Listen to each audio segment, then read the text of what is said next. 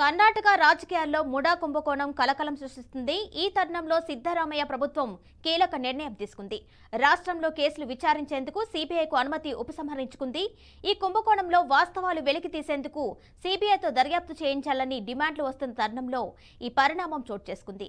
CBI అనుమతి ఉపసంహరించుకుంటున్న విషయాన్ని ఆ రాష్ట్ర న్యాయశాఖ మంత్రి పాటిల్ తెలిపారు.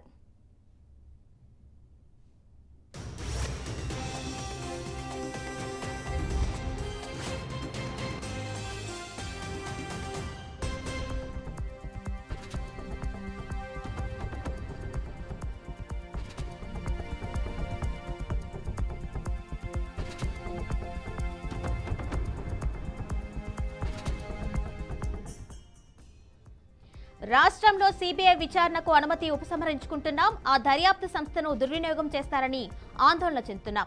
వారిది పక్షపాత వైఖరి. ముడా కుంభకోణంతో దీనికి ఎలాంటి సంబంధం లేదు. మేం సిబిఐకి ప్రతిపాదించిన అన్ని కేసుల్లో ఛార్జ్షీట్లు దాఖలు చేయలేదు. ఎన్నో కేసులు పెండింగ్ లో ఉన్నాయి. మేం రిఫర్ చేసిన కేసుల్ని వారు తిరస్కరించిన సందర్భాలు అనేకం.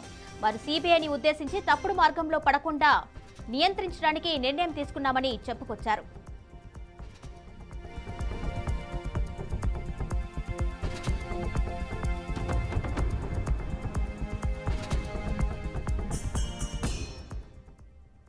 అలాగే తన అనుమతి లేకుండా గవర్నర్ అడిగిన ఎలాంటి సమాచారం అందించకూడదని రాష్ట్ర ప్రభుత్వ ప్రధాన కార్యదర్శికి కర్ణాటక కేబినెట్ ఆదేశాలు ఇచ్చింది.